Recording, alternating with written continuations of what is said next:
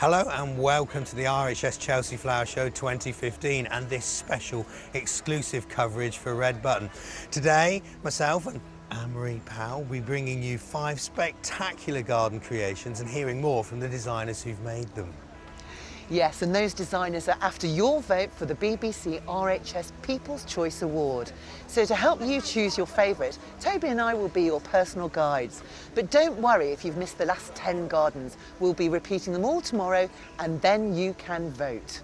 Voting starts on Thursday, the 21st of May, between 1 p.m. and midnight. But please don't call before or after then, as your vote won't count and you might be charged.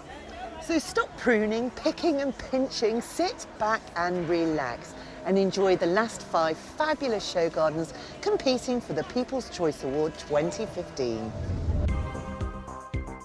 With 40 RHS gardens and numerous awards under his belt, gardener-holic Alan Gardner is positively overboard with excitement about his first ever Chelsea Main Avenue creation, the Viking Ocean Cruises Garden. It's really exciting to have my first garden on Main Avenue at Chelsea Flower Show. It is something that I've attempted for 5 years. It's my 40th RHS show garden, but my first time on Main Avenue, and I'm just really excited.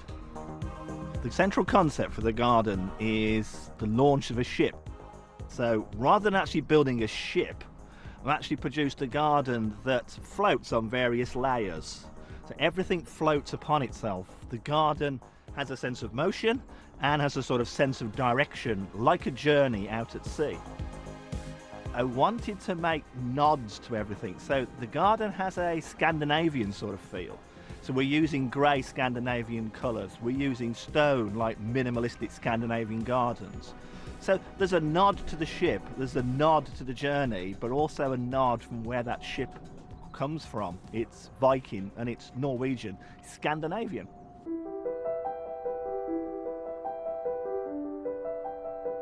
The main features of the garden, being an Alan Gardner very simplistic garden, we have 2 decks, and at the end of those decks are actually sculptures or focal points. The one being 2 Norse gods that are opposing from each other in stainless steel and in blue colours. At the other end, we have big panels of glass in the Viking red colour, but we have smaller panels in front of it in a decreasing height, and they're spaced out from each other so that the colour changes as you look at it directly, but as you walk down the garden, the colours start to change. All the hedging units start to move against each other, and this is what gives the garden that sense of motion.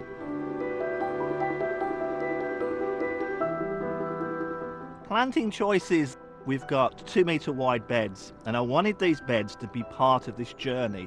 So they're like sentences. We're using Persicaria polymorpha as a capital letter, and we're using Angelica as a full stop, and it keeps repeating. Very limited colour palette, whites, greens, limes, and the odd blue. So the planting is very naturalistic, and I want the hard landscaping to be very strong and structured. So we've got these beautiful boardwalks out of a Scandinavian softwood. But the patio is resin bonded gravel, and it's a white gravel with a glass-like surface, and there's brushed steel rings running through it. And what it looks like is you stand on the deck and you've just dropped something, and the patio is just shattered outwards like water ripples, and it just goes straight underneath the decks. My, Alan has truly captured the mood of an ocean liner. I really feel like I should have my luggage actually. Just look at the sublime planting that's around the whole of the edges of the garden. So reminiscent of the deep blue sea. Look at the irises here, exquisitely deep, dark indigo. And riding the crest of the waves, we've got the playful anthruscus. So beautiful. At the edge of the garden, we've got this magnificent sculpture. It really does remind me of an ocean liner just cutting through the sea. Now, Alan's got some really wonderful textures in his terrace, which reminds me of the mountainous slopes of the fjord where it meets the sea. All I need now to complete this garden for me is a crisply cold sundowner. Now, if you're on board with Alan's garden and want to crown him captain of the People's Choice Award, don't weigh your anchor just yet. You'll have to wait until tomorrow to cast your vote.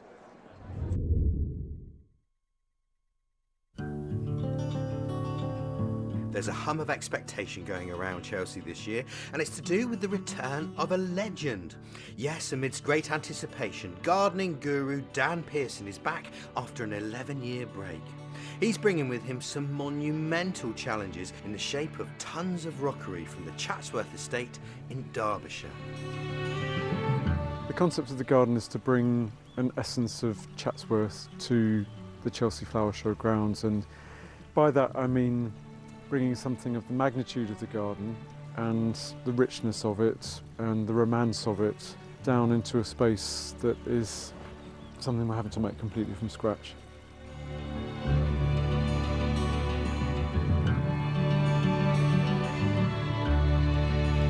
The inspiration for the garden is the trout stream, which sits in the upper reaches of the garden at Chatsworth. And it's an informal, tiny little rivulet of water which is piped in from 2.5 miles away on the moors above. And it provides this lovely, intimate moment, which is a contrast to the grandeur and the formality of the rest of the Chatsworth Gardens, and allows us, I think, to bring something down to the showground which is much more on a human scale and much more appropriate to the amount of space that we've got to play with in the showground itself.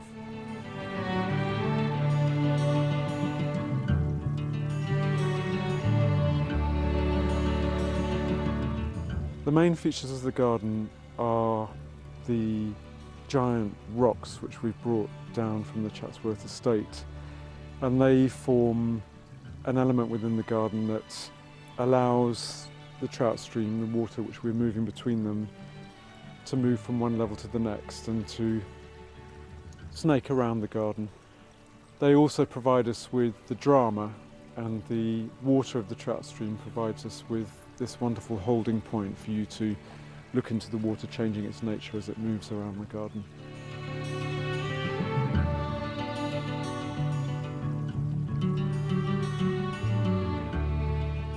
The planting is all naturalistic, and I'm very interested in this meeting point between horticulture and nature.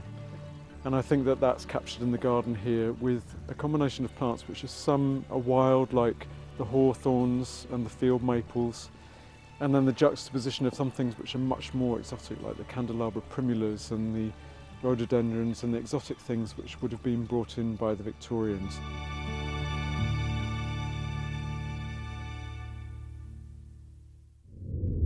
Over the years, there have been many garden designs that are vignettes or postcards of the countryside here at Chelsea, but nothing quite like this.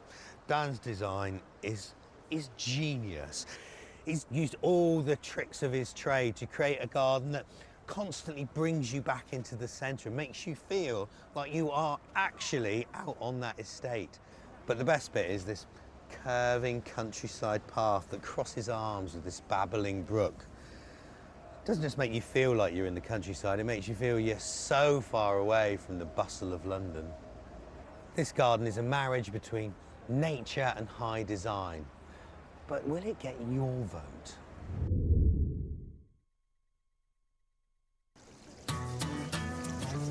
Being a first-timer on Chelsea's main avenue with a very successful career in horticulture means the stakes for Matthew Wilson's Royal Bank of Canada garden are very high. Will his design live up to expectation?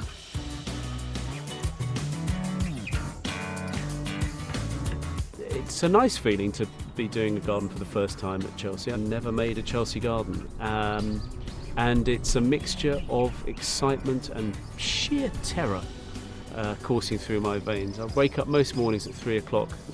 What have I forgotten? But I'm sure that's probably the same for just about everybody, really.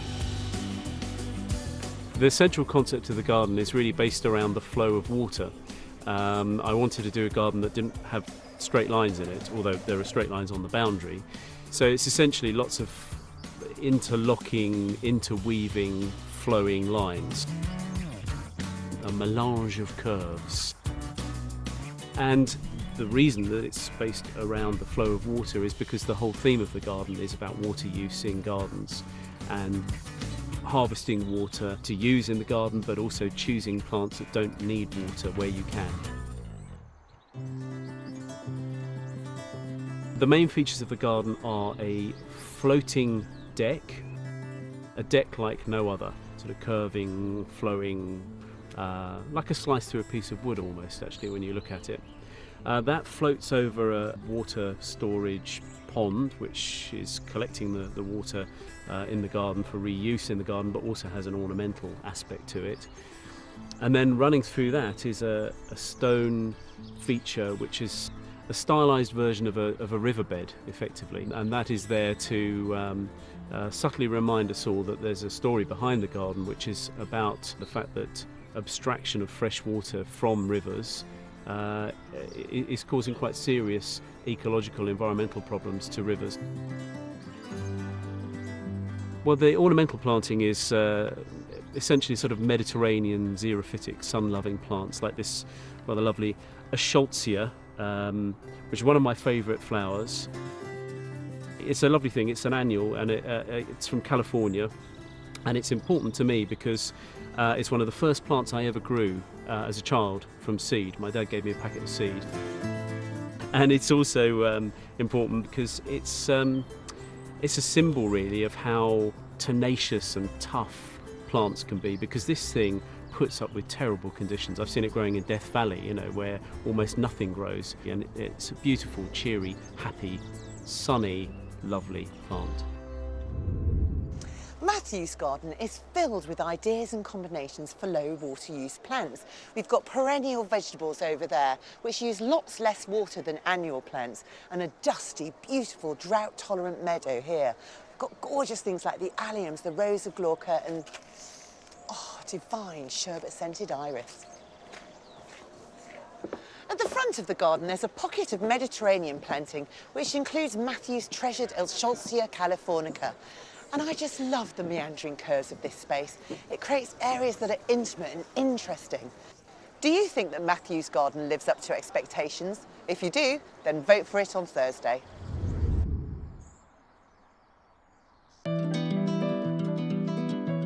With 4 lorry loads of Cornish plants and landscape crammed into his Brewin Dolphin garden design, Darren Hawkes has brought to Chelsea a strong flavour of his hometown of Foy. The central concept of the garden is the drama between woodland edge plants and the sort of fragility of those at this time of the year, coupled with these huge cantilevered platforms that we've got that have been made from 41,500 pieces of slate that have been hand cut and joined together to form these surfaces. And that drama of the kind of mass and their weight hovering above something so fragile is what I was interested in capturing.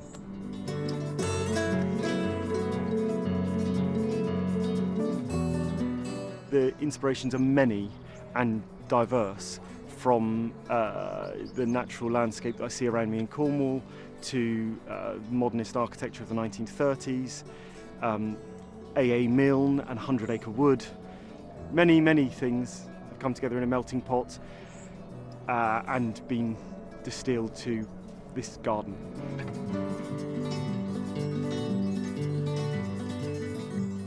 I think the main features of the garden are 2, and one is underground and one is very much above ground. And the underground one is a stream that flows the full length of the garden, and we see it at various points where there are well openings. And above ground we have this huge 3 metre by 2 metre gigantic piece of slate that appears to be just hovering. The slate has a hole in it, and at certain times of the day light will come spilling through that hole and it will light up a well.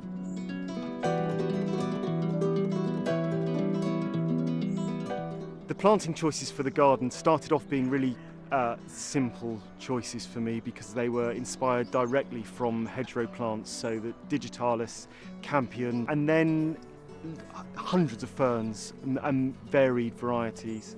So I hope where those 2 styles meet, it will work seamlessly.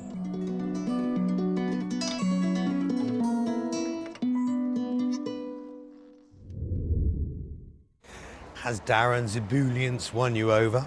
Well, perhaps his garden might, because to my eye it captures Cornwall perfectly, because it's two landscapes in one. Around the exterior there's the soft granite that's clement and kind, and then the middle is harsh and rugged. As for the planting, well, I love Cornish hedgerows with their mixture of native ferns and campion, and garden escapes like bear's breeches and the marvellous spires of echium that thrive in the moist maritime air. This garden is as deliciously done as Cornish cream. But is it to your taste? Will it get your vote?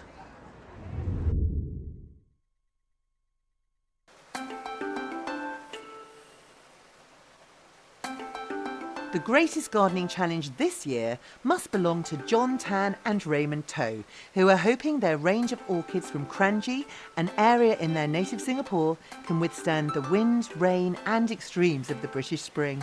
Good luck, boys!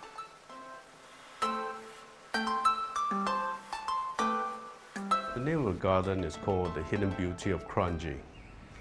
As it is, Kranji is the suburb of Singapore, northwest of Singapore, and is where a lot of the farms, nurseries, and are situated there. And it's one of the few places that is still left truly untouched.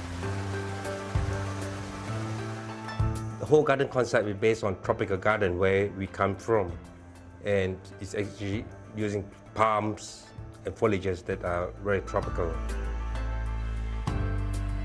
There are more than one main features in our garden. We have orchid display. We have a lot of orchids specially flown in from Singapore, and this orchids significantly is all grown in Kranji and is native to Singapore. The other one is a pavilion. The pavilion itself has a green wall that we are trying to create a tapestry within itself. The waterfall is a multi-level waterfall, and we hope to create 3 nice curtains of water coming down on the pond itself. The tropical plants in particular are the coconuts. Trying to put the coconuts in this weather can be quite challenging. We also have palms and Ficus lyrata. I hope the visitors, after seeing what we've designed, is that they are able to relate to what a tropical garden is all about, and that this is how Singapore gardens are generally designed. We're hoping to give our visitors a little bit of Singapore. Having a garden the first time in Chelsea is really fantastic. We never imagined we could be here. We have competed in other garden shows in the world, but Chelsea tops it everything, and just being here is an honor. I really feel that I'm strolling through Kranji in Singapore, the area that John and Raymond have actually designed into this garden space. Lots of the plants here could be grown as houseplants in this country. At Chelsea, they've had to acclimatise to extremes of heat and also rain. John and Raymond have had a horticulturally Herculean effort in bringing the plants together for this garden, but they've done a fantastic job. The display is colourful, exotic and fascinating. I just love this sculptural structure, which encloses a hidden secret garden on which to reflect the need to blend in with nature without damaging an ecosystem. And here you can admire the orchids and the wonderful, crashing 4-metre-high waterfall. Do the horticultural challenges of this garden tick your box? If it does, your all-important vote can be cast this Thursday. So, I wonder how today's designers would feel about winning the People's Choice Award 2015. We all do the best that we can, and every designer there does the best they can. So as far as the People's Choice Award, it's totally up to the people, but at the end of the day, I'm just so happy to be there. The People's Choice is a great award, I think, because it's free of any criteria that are governing the other awards. And gardens are about gut feelings, I think, often, and to have that feeling of and appreciation of the people who are looking at the garden would be a wonderful thing to win. I think because the People's Choice Award is voted for by the viewer, it's a very personal thing. It's people who are having an emotional response, enough to want to actually vote. And for me, gardens are all about the emotional response that you have to them. It's, you know, when things get to you in your heart, that's when it really matters. It would mean that people are voting with their hearts, and that's a rather lovely thing. To win the People's Choice Award would be wonderful, not least because there are so many people, probably over 100 people have been involved and have contributed their enthusiasm and their time, and most importantly their skill to bring this garden to fruition. And it's not just a vanity project for me, it's to get the People's Choice Award would be a wonderful gift to all of them. Winning the People's Choice? No way! It'll be great if we were to win, but we never thought of that. But winning it will really give us acknowledgement that the visitors feel that our garden is something that they can relate to and they could enjoy, and hopefully things will be great and everybody likes us. Well, those are 15 amazing and inspiring designs. But don't worry if you haven't seen all 15, because we'll be showing them again tomorrow, and you'll have your chance to vote for your favourites. Yes, from 1 p.m. to midnight tomorrow, voting is open. But please don't call after those hours, because the phone lines will be closed, but you may still be charged. Wow, it's getting very exciting here, isn't it? Yeah. So join us tomorrow for the BBC RHS People's Choice Award 2015. But from us, until then, Goodbye.